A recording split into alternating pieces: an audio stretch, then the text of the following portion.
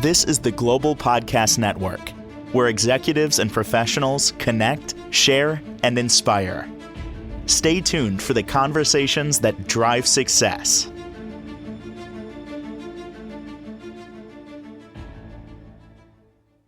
And welcome back, everybody. When we think of going to the doctor the traditional way, you go, sometimes you get a medication, they're treating the symptoms.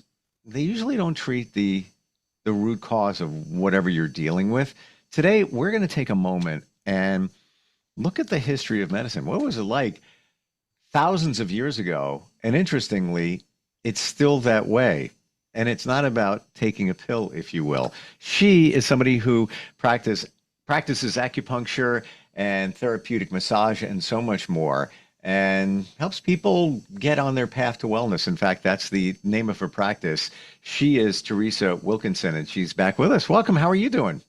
I'm doing great. I'm doing great today. Positive expectations brings positive results, right? Yeah. Well, it's so interesting how they say, even fashion stuff, goes away, then comes back. When it comes to helping us heal, this is what we're going to talk about here. This is the way it was thousands of years ago, right?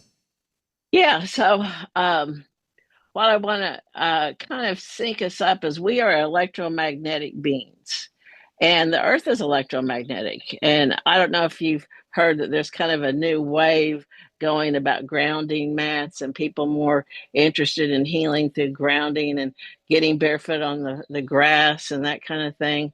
And so this is my grounding mat. There you go. So here we are. This is how we have connected to the earth. So here is a Chinese chart, and I don't know if I need to change the lighting. Is it where it's too reflective? We can see it. It's in the distance there, but it's certainly there's clarity on it. Okay. And then do you see this one over here? It's more Native American. You can see it, but it's it's in the distance. But if you could explain it, that would be great. Okay. So I'm going to go into explaining it. All right. So this is we're dealing with the elements of the earth, and this is representing the east. So in the morning, the sun rises, and this also represents springtime. Now, the organ systems that relate to this are liver, gallbladder. So you take the R off of liver and you have live, you have life. So it represents birth. So when we are born, we are in this realm of liver, gallbladder. So you take the R off of liver and you have live, and gallbladder is you take bladder off of gallbladder, it's the gall of it all. So that's where we can get upset about things. And so the color is green. If you think of gallstones are green. But anyway, grass is green. Everything starts turning green in the spring. So this is where life begins. Well, back in ancient times, so I was showing you a Native American chart too, that so every Native culture goes by this medicine wheel. Now, if you think of a wind catcher, that's what a wind catcher is. It's actually the old medicine wheel, and that's where they dealt with what herbs you used for different organ systems and problems, also acupuncture points and that kind of thing. So in the spring, back in the pioneer days and before that, they would have dandelion salad, or they would use poke salad, or things that were coming up in the spring to heal the liver, gallbladder, do a cleanse for that liver, gallbladder to keep us healthy. Okay. So then if we go to the south, which is this red color in our life cycle, so in the seasons, this is summer. So we've gone from spring to summer. And summer, think of being a kid. You're out of school, you're playing around, you're out running around on the grass, and it's hot. So fire, it represents the element fire, and it's red for heat because it's Hmm. hot in the summer. Okay, so if you think of red, if you think of the organ of the body, what would you think of? The heart. Yes.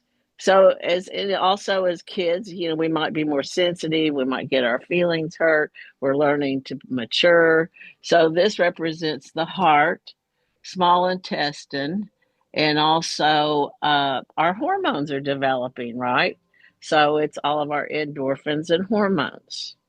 So it's the endocrine system. Okay. So now the next season is actually the earth.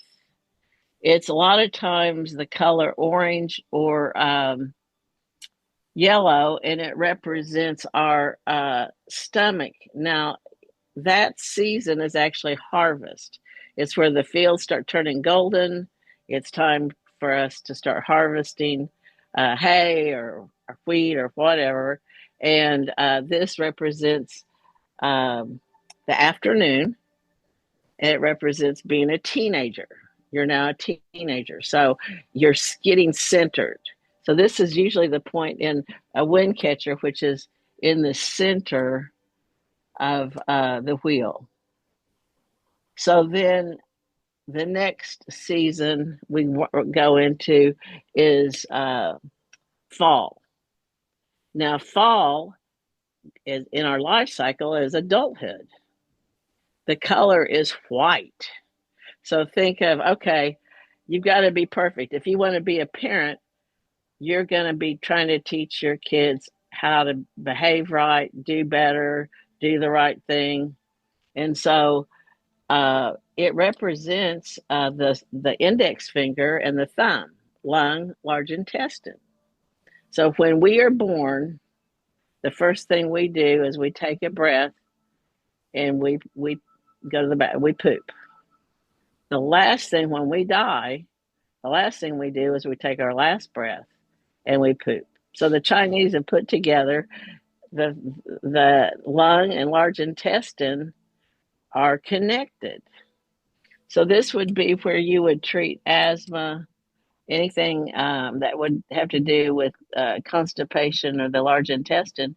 But white would represent law, would represent medicine, would represent being in ministry, anything perfect. So it's that shaky finger. It's you should be doing this, you should be doing that. It's the white dimension. And so in medicine, we used to wear the white coats and have the white Hmm. dresses and the white hats and all that. Okay, so then the next dimension is black. And back in the day, water, if you saw a bowl of water, everything was made from clay. So if you saw a bowl of water, it looked black. But anyway, this black color is elderly.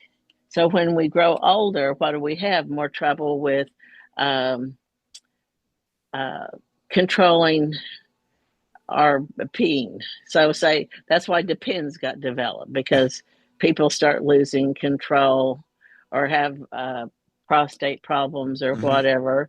And so the black represents the water dimension and elderly. So that season is winter.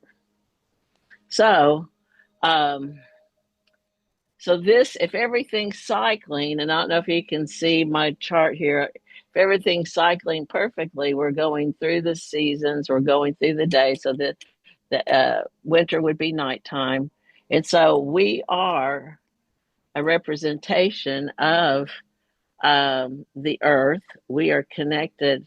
We're like a microcosm of the macrocosm of the Earth. So all the different, whether you're in Hawaii, Africa, South America, North America, whatever, Europe, this medicine wheel has been universal throughout time. The herbs that you would take for these different problems have been universal all through time. And probably the Egyptians, there's hieroglyphs of the Egyptians, which probably uh, indicated more information. Even the Chinese had textbooks going back 5,000 to 10,000 years saying how the liver did 500 functions. The gallbladder had 300 functions and enzymes that went to the spleen and pancreas. So in modern day, they'll take out that gallbladder and not think a thing about it. But it actually is pretty important for digestion and for helping the spleen and pancreas and, say, diabetes and that kind of thing. And so back in the day, they would do a gallbladder cleanse, and it's basically drinking apple juice for 5 days. Then after that, that evening, you will drink some olive oil to lube up everything. And that morning, you drink a little bit of hot Epsom salt to boil out those stones. And you lay down on your left side for about 30 minutes. And before you know it, you are eliminating all those gallstones. Wow. So So there are, it makes you wonder, Teresa. Back then, they weren't doing surgery. They didn't have I can't think of what it is, but the type of surgery they do where they just make one tiny little hole and they can remove things. laparoscopic. Thank you. Um, Yes. so somebody has a gallbladder attack. Do you feel that way back they even knew what that was? Were they able to identify? Yeah, this person has an issue with their gallbladder, so we're going to do a cleanse. Well, what's interesting is they knew about all these different enzyme functions of the liver and gallbladder way before they had lab and my uh, microbial would be able to check out Sure. things with microscopes and have microbiology and all that kind of stuff. So Wow. they were writing it in their textbooks thousands of years ago. So it's kind of interesting. How did they know that? I Exactly. don't know, I do- but it's universal. So this is another interesting thing about the herbs is these countries have and continents have been exchanging herbs uh, all these years. Like the Samoans used to go use a North Star and go up to Hawaii and exchange herbs and implements. In Santa Cruz, they found remains of Hawaiian implements. Those Indians wore feather skirts instead of grass skirts and traded with Hawaiians, and they were in those little flat boats. So I've heard from my patients that are from those parts of the world that the legends go that these sea animals would hold them up in their boats going through storms and stuff when they would be traveling. But wow. anyway, I know. So there's probably at least 150 basic herbs that will treat all these organ systems. And but they've been universal, and even different fruits have been transported around. So it's amazing that this medicine wheel. So I've had people from Africa bring me herbs that are the same herbs that I've used in Chinese medicine or Native American medicine. And I so, I found the power of herbs about a year and a half ago. Was having some oh really? oh my gosh, digestion issues. I had an ulcer back in the day. I thought the ulcer was back. All stress. Already knew what it was. All stress. And I was dealing with that, and I connected with a master herbalist, and she goes, "Yeah, got just what you need: marshmallow root, cat's claw, and catnip. Came in a bottle." She goes, "Take that." And by the way, I was ready to drive myself to the hospital. It had gotten that bad, Well, uncomfortable. sure, it's painful. And then she said, "And aloe vera. Make sure you drink aloe vera Yes, juice with pulp to coat." I did it for 2.5 days. you're healed. Completely. Unbelievable. In fact, I even shared that bottle with other people that were going through some stuff. Uh-huh. And that's there it is. I mean, and what was I taking? Nexium and all that other stuff, trying to, yeah, Right. and it didn't do anything. Um, it's amazing how this stuff works, but shouldn't be surprised. This is what they were doing thousands of years ago. This was medicine. So I don't know if you've seen the Netflix series Outlanders.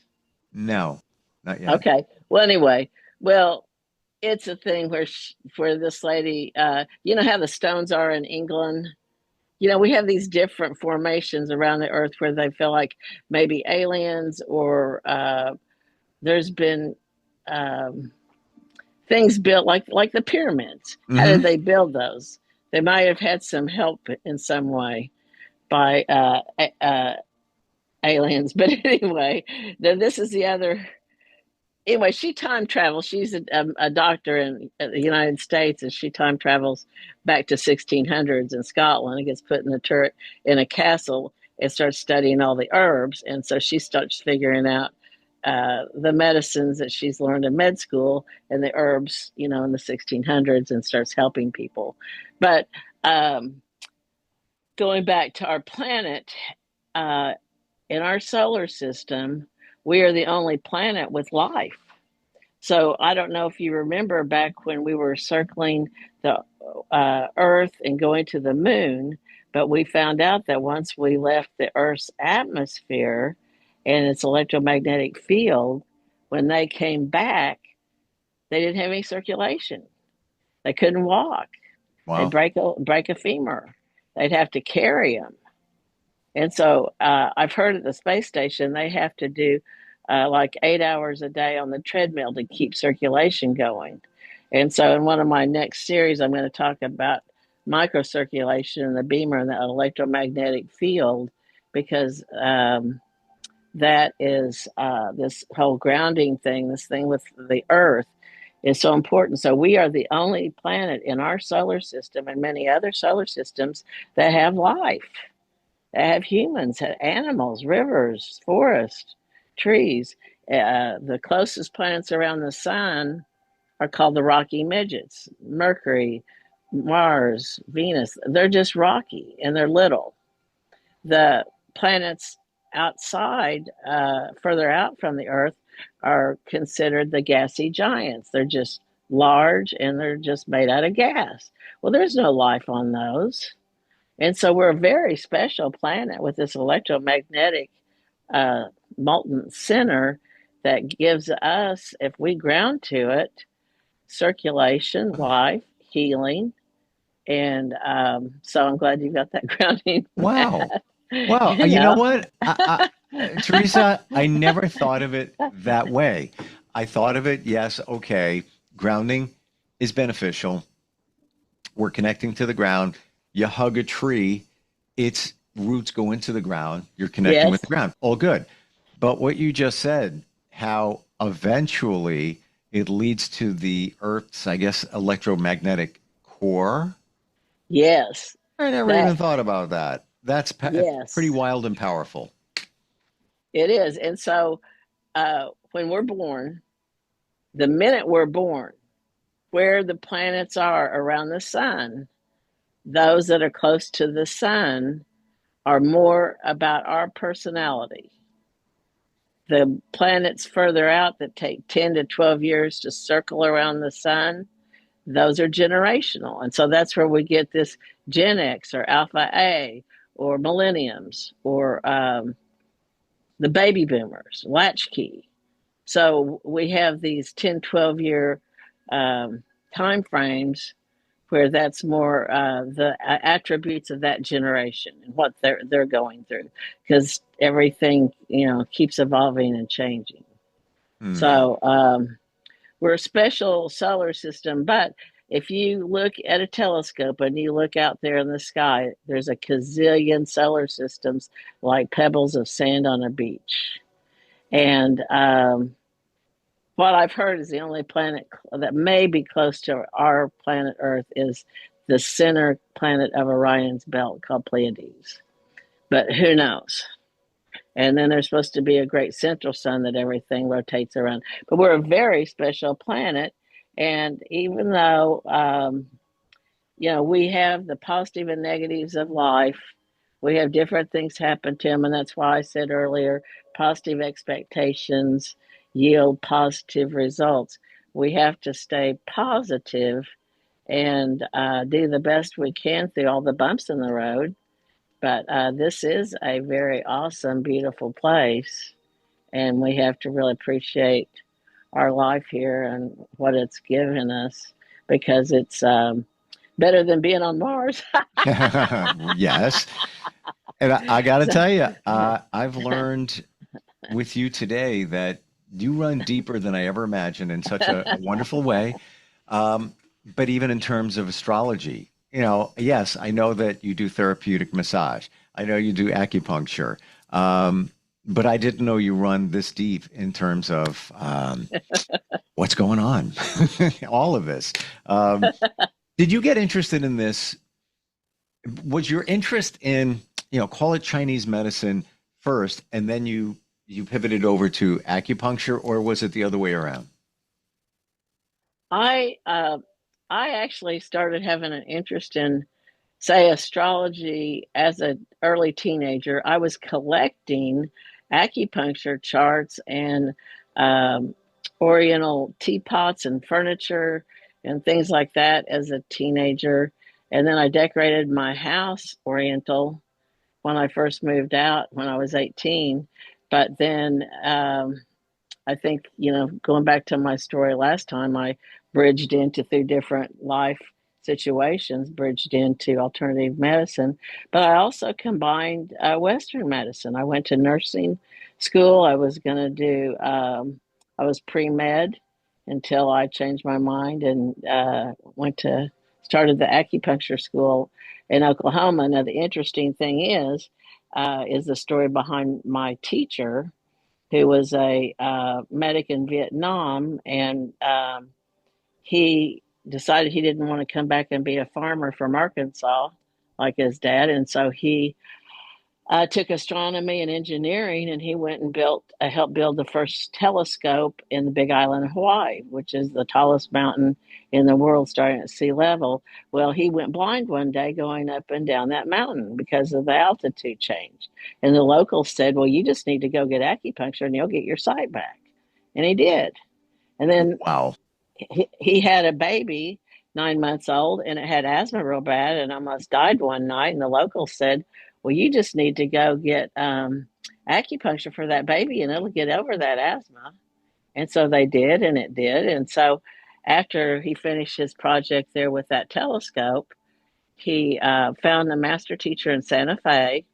And when he finished his internship and studies with him, which was about 3 years, he looked at his wife. He's like, okay, where are we going to begin our practice? Where are we going to go? And they both had a little Cherokee in them. She was from San Francisco. He's from Arkansas.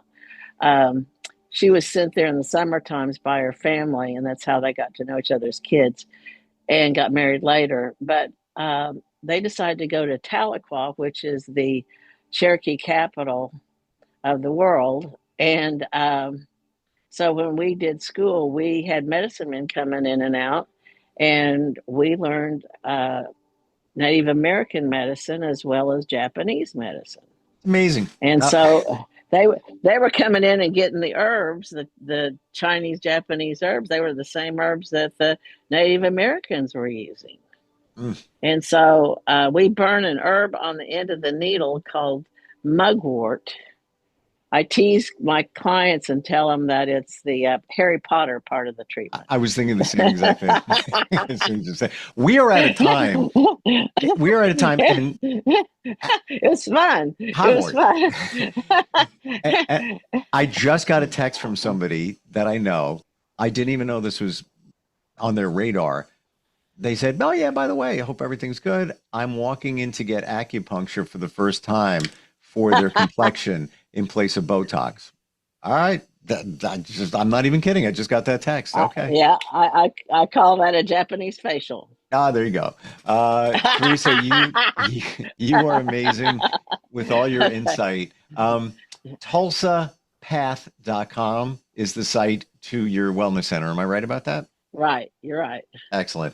Thank you for all the insight today. Learned a lot. You run way deeper than I ever imagined in such a great way. And looking forward next time we get together. Okay. Thank you so much. Okay. Thank you. All right. Okay. Bye-bye. This is the Global Podcast Network, where executives and professionals connect, share, and inspire. Stay tuned for the conversations that drive success.